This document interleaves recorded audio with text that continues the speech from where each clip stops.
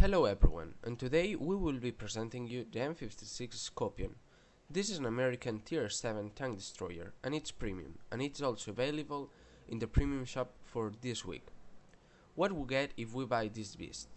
This beast is packed with a 90mm gun capable of penetrating 219mm with standard shells and 275 with premium rounds. The alpha damage is 240 and the accuracy is 0.33. Then the aiming time is 1.9. So well, now one advice that I have to give you if you buy this tank is that we have to be careful because it's got 1mm all around armor protection. Now we will be comparing this tank with another tier 7s, tank destroyers and premium ones. First of all, we can see that the alpha damage is set in the medium point, so it hasn't got the lowest alpha damage like the E25 does, but it hasn't got the highest one compared to the Su-122-44.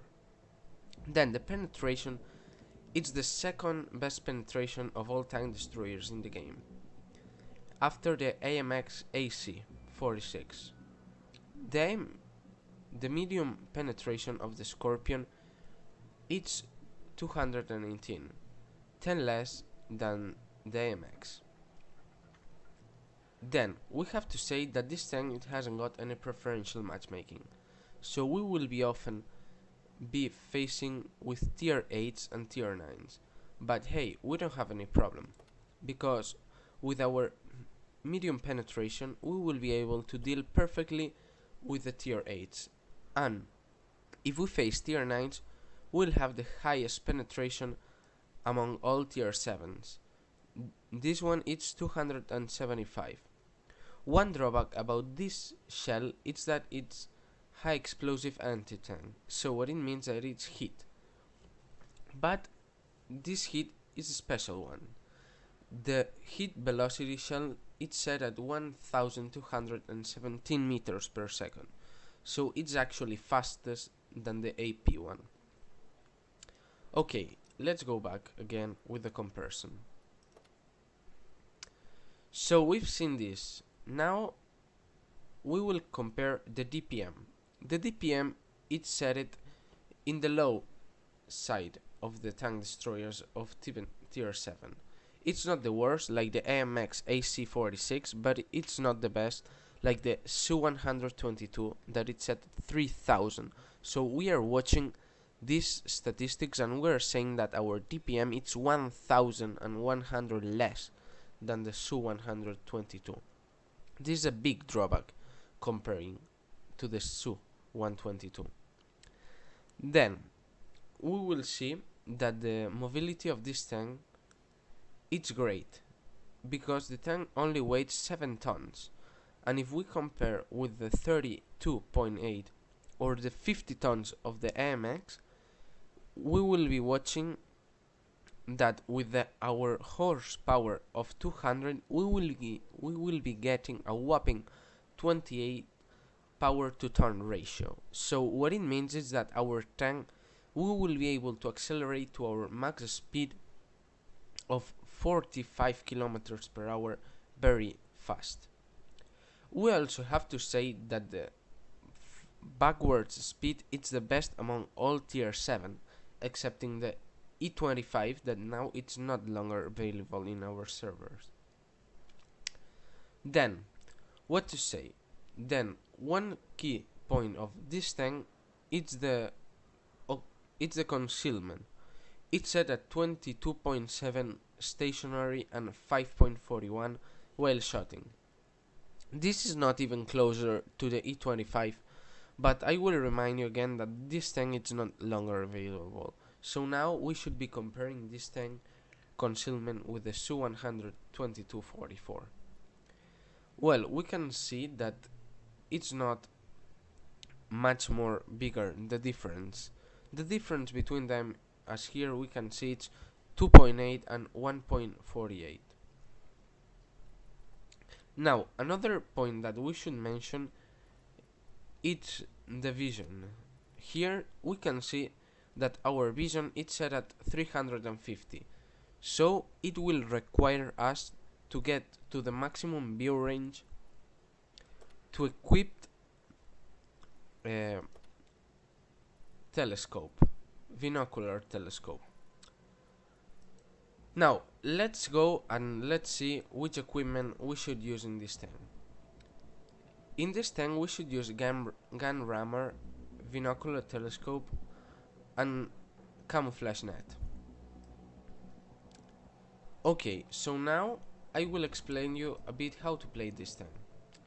This tank is suited with a minus 10 degrees of gun depression, so it will be perfect for playing in ridge lines.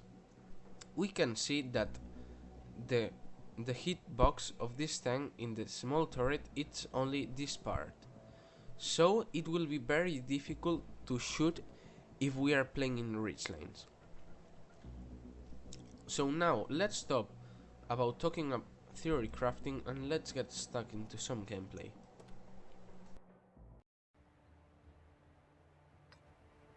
Now that we will be in this game, we'll go to the right side and we'll try to use our gun depression and those sand dunes to work with our awesome gun and with our small mantlet.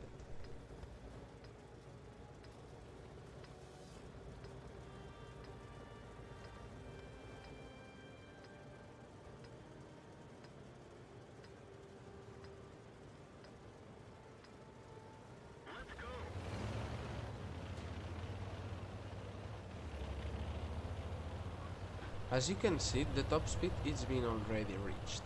So what it means is that the power to turn ratio is great and the ground resistances they are also nice.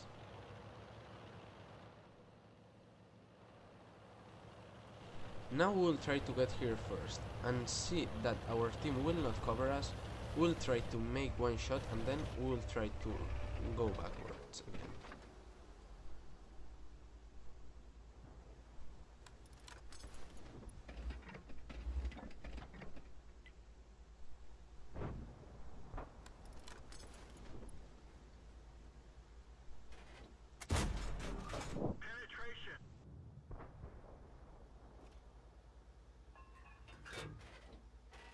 I have to tell that sometimes the accuracy of this gun it can be trollish.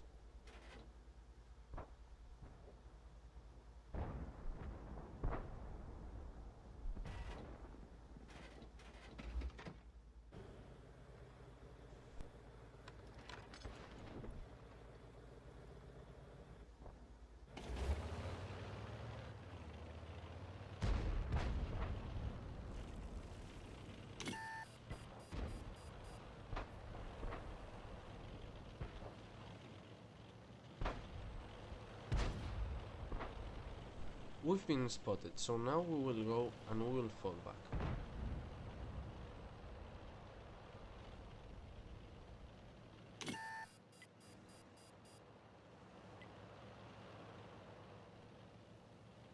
Now we will re-engage him in this position in our advantage.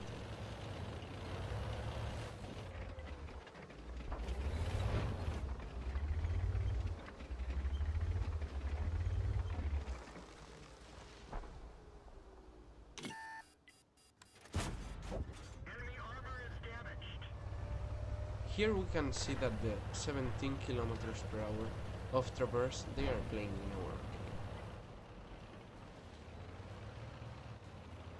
And thanks to that we didn't got shot.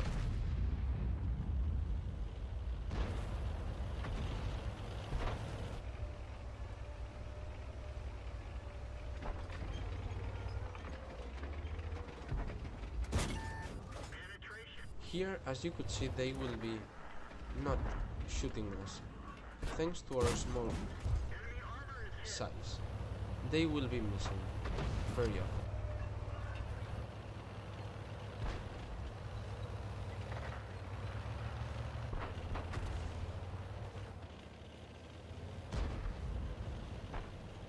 Now that the Tiger 2 pass in front will harass the Tiger 1. It will be a softer and easier target.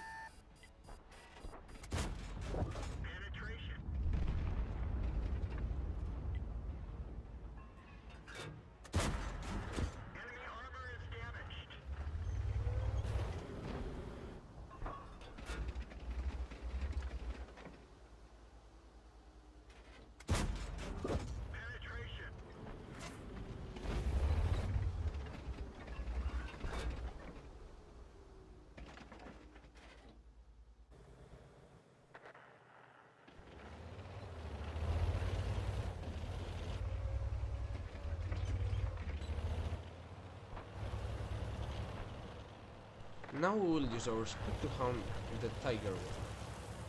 And we'll have to be careful because he loaded 8 rounds, but they will be the best too.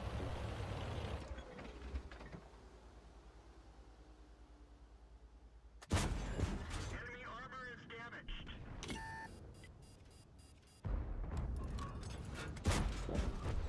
Hopefully we manage to reload faster than that guy, because it would be deadly for us. Enemy armor is destroyed. So this game, it's been a great example to how to use this beast in ridgelines. Because when we are shooting them, they only can see this small part of tank.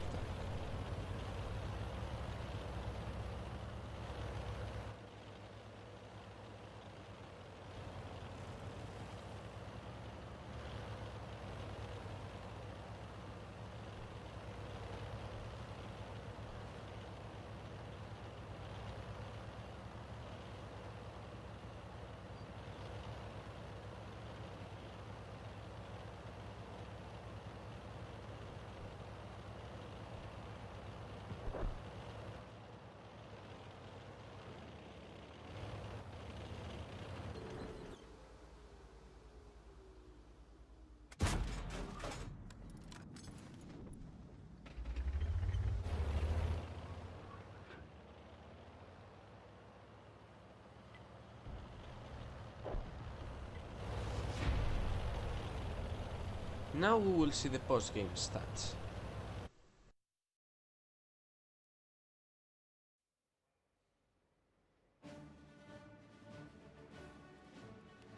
In this game we deal 2185 damage, that it gave us 41,143 gold. Summarizing, we earn 36,963, and the cost of the ammunition was 4,180. If we had it premium account, we've got it 57,535. So summarizing, this tank, it's a funny tank to play, but in some cases we'll be facing tier 9s, but it won't have any problem with our premium shots. So for me, I recommend it, but it's not great to upgrade our crewmen, because the layout of the crew it's different to our tier 10s, the E4 and the E3. Thank you for watching this video. If you've got any questions, submit your questions down below of the video. Thank you so much, hit that like button and subscribe to channel, it really helps out.